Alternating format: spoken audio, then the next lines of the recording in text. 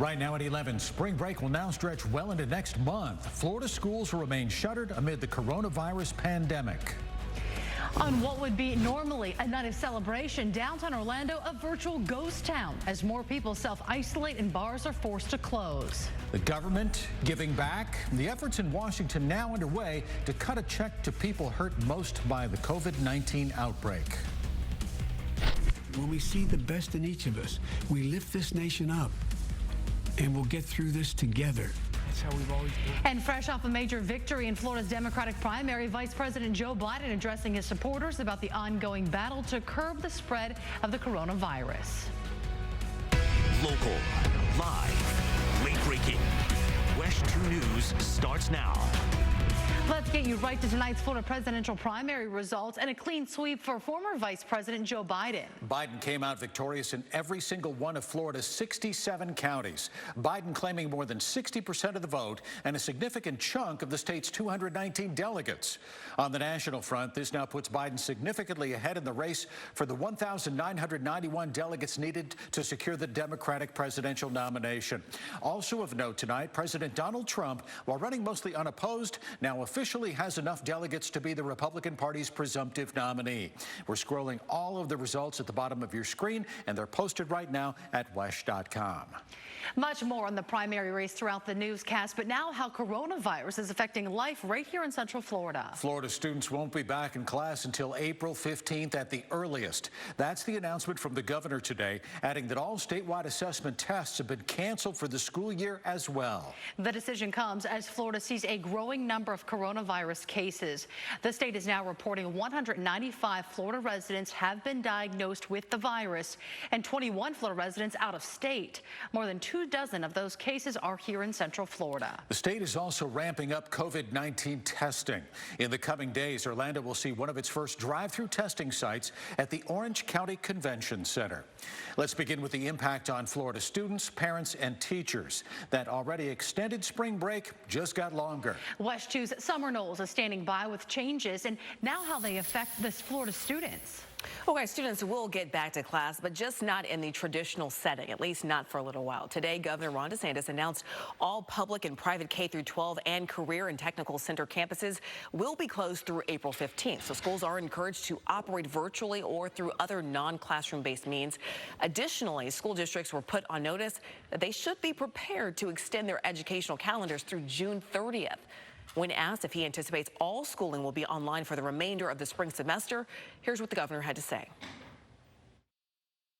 I don't know it means that for sure, but I think we're viewing it as let's say that this thing is arrested and things get better into April, maybe kids are back. I think it's our position, Richard and myself, that we're not going to then ramp up to do the testing. So that'll be true whether it's virtual or whether they're back in school. Now, no final decision has been made on exactly how long virtual learning will take place, but Governor DeSantis hopes to be closer to a decision by the end of the week. Meanwhile, he says the Florida Department of Education and K-12 school districts are going to be allowed to redirect some unspent funds from this school year to the Teachers Classroom Supply Assistance Program. That's to help low-income students purchase digital devices and establish internet services so that they, too, will be able to learn virtually in the meantime. Guys, back to you. Okay, Summer, thank you. Graduation is canceled for Florida's public universities, and students will not be allowed back in class for the remainder of the semester. University Systems Board of Governors is stepping up precautions today as the number of coronavirus cases grows. WESH 2's Chris Guardaro shows us how cancellations are affecting students on campus. It's very different here. The shuttle system is running, but only allowing 10 passengers at a time, and many of the buildings around me are closed. Walkways are empty, benches are clear, and the normally bustling University of Central Florida campus is suspiciously quiet on Tuesday. It's kind of like a ghost town. Eagle Bowie is a resident assistant at UCF and a graduating senior. Most of his classmates are taking classes remotely from home. That's because the State University System's Board of Governors decided Tuesday to extend mandatory online courses until the end of the spring semester. Graduation is also canceled because of coronavirus fears. Of course, I'm a little bit bummed because a lot of my friends were here for 4 years and they worked really hard to get to where they are now to graduate. but I don't think we should take any unnecessary risks. UCF students tell us remote learning is better for some studies than others. Not good. I study graphic design, and most of the classes are like mostly project based, and like it's important for you to be inside the classroom and like learn things there. So online is not good. University leaders are encouraging students to move off campus during this time, but those who can't are allowed to stay. For them, it's an eerie feeling being the few left on a campus where almost 70,000 learn. I think it's going to be a really weird transition, not seeing anybody on campus and having all my courses online. Like, I didn't pay for online courses, I paid for in-class, but I understand, like, this is what needs to happen. A spokesperson for UCF says the school is now asking the Board of Governors for advice on whether the students who paid in advance for meal plans or housing will get any money back. At UCF, Chris Guardaro for WESH 2 News. Florida's beaches, as of now, remain open. And in Volusia, not only have we seen large crowds, but tonight we've confirmed dozens of rescues as well. Beach Safety flew the red flag today, telling us that they had 45 different rescue operations, resulting in 88 people being pulled from the water. While beaches remain open, crowds are encouraged to practice social distancing, keeping at least 6 feet apart and gathering in groups of no more than 10. To practice the social distancing, pick your battles. We have PA equipment, we have loudspeakers, we're doing that. Now the county says a decision could still come to close beach access ramps in the future. Meantime, bar owners say they knew it had to be done, but it still hurts. One of the biggest holidays for alcohol and parties, the governor directed bars to shut down and restaurants limit capacity. WESH News' Gail Pascal-Brown explains why leaders say this is critical on St. Patrick's Day to prevent the spread of COVID-19. What we must understand is this is not necessarily just a money issue. It's a people issue. Roger Wall shut down his bar, Embassy Irish Bar, on Orange Avenue at noon on St. Patrick's Day, the biggest day for bars. We have to continue to make sacrifices to help prevent the spread of this virus and save lives. The mayor announced prohibiting alcohol sales where it is consumed on premise. That's at bars, nightclubs, and tavern establishments. Down the street, Wall Street Plaza is desolate. The bars are closed, including Hooch, which has 150 employees. The mayor's ruling does not apply to stores where alcohol is sold but not consumed. Roger Wall agrees this had to be done.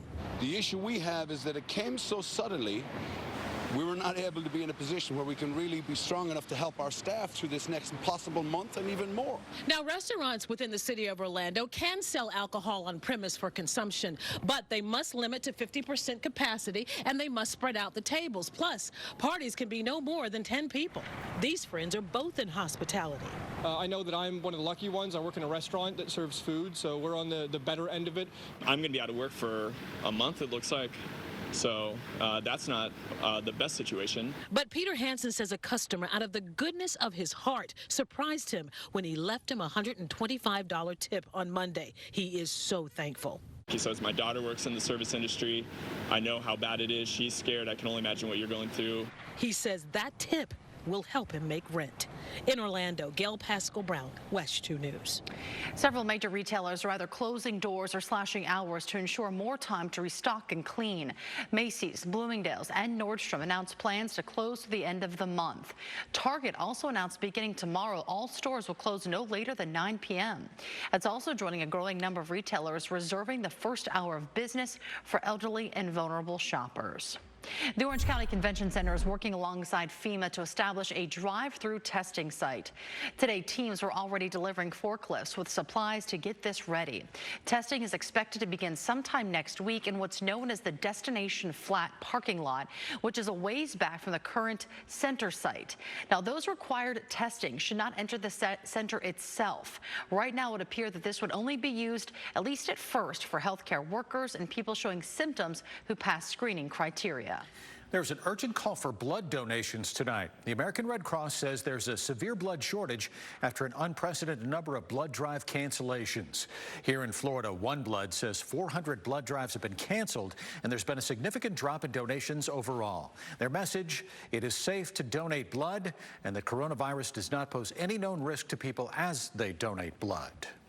We are scrolling some resources for victims of domestic abuse right now. State Attorney Aramis Ayala says you might need these because domestic violence shelters are preparing for a spike in calls as more people work from home and battle growing stress. All local shelters are working to stick to social distancing guidelines within shelters and are monitoring people who are staying there. The federal government is planning a multi-billion-dollar economic stimulus bill aimed at getting money to Americans who need it most. President Trump proposing an $850 billion bailout using the government's emergency powers to get cash to Americans and industries before the worst of the virus hits. Treasury Secretary Steve Mnuchin says that he is working with Congress to get emergency checks to citizens. Right now, this is no fault to American workers. For medical reasons, we are shutting down parts of this economy, and we're going to use all the tools we have, as I've said, and what tools we don't have, we're going back to Congress. The government hopes the funds will help encourage people to stay home. Also today, the Trump administration vowed the military will be on hand to help hospitals beef up their ability to deal with an influx of patients. From closings to important resources, we have a wealth of information available on our website. Just go to WESH.com/coronavirus, or you can fire up the WESH 2 mobile news app. You can trust that we will be working to bring you important updates on air and online as our community continues to deal with the coronavirus impact. Despite concerns over the coronavirus, Floridians still made a point of getting to the polls and casting their votes today. But how secure were those votes? We break down what's been going on behind the scenes to protect the integrity of our state's elections. Tony. Jim, it was a warm one today, but we're going up from where we were today. Have a look at some of those numbers. I'll show you just how hot it's going to get as we head through the rest of the work week and when some much needed rain can return to Central Florida. You're watching WESH 2 News at 11.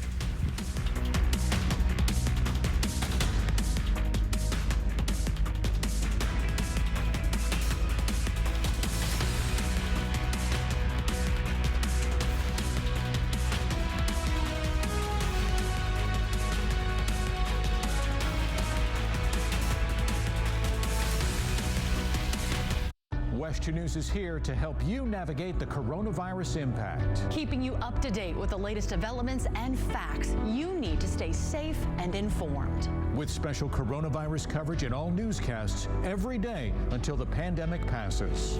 And a dedicated coronavirus impact section available anytime on our website, WESH.com, and the WESH 2 app. We're here with you to make sense of it all. Our coverage continues to keep you connected and safe. Despite the ongoing concerns over the coronavirus, it wasn't enough to stop the democratic process. And here in Florida, wasn't even close. Joe Biden, the winner with more than 60% of the vote. He will claim the majority of Florida's 219 delegates. Here's where those numbers stand right now. Joe Biden has a significant lead in the delegate count. But remember, 1,991 delegates are needed to claim the nomination. Biden's victory in Florida was overwhelming and pushes him closer to that Democratic nomination. We could show you the results on a map, and you can see how Bernie Sanders wasn't able to claim a single one of Florida's counties. Diving deeper into Orange County, Biden ended up with nearly double the amount of votes cast for Sanders. WESH 2's Amanda Dukes is at the Supervisor of Elections office, where despite fears of coronavirus, voting went smoothly. Orange County says its primary election went smoothly Tuesday, but as expected, due to the coronavirus and the lack of a hotly contested race, voter turnout was low. Poll workers could be seen cleaning and disinfecting at a voting precinct in Lake Nona Tuesday. Voters were pleased. I think it definitely needs to be done. I'm going to make sure that does happen before I touch anything. According to Orange County Supervisor of Elections Bill Cowles, every precinct was able to open today. There had been concerns poll workers might stay away for fear of exposure to the coronavirus. Cowles did not know the exact number that did back out. He said they had enough replacement workers trained, they were able to avoid staffing issues. As for turnout, it was low, and Cowles said that was due to more than just the coronavirus. I think it's a combination of everything. Again, about the candidates who dropped out. So politically, I think many people already know who the two nominees are going to be from Florida tonight when the totals come out. And then the fact that you had the virus situation, people wanting to stay away. away. Voters we talked to said despite all that was going on in the world, they would not miss their chance to vote. It's always important to vote regardless of what's going on, because there's certain things that we want and certain people we want in office.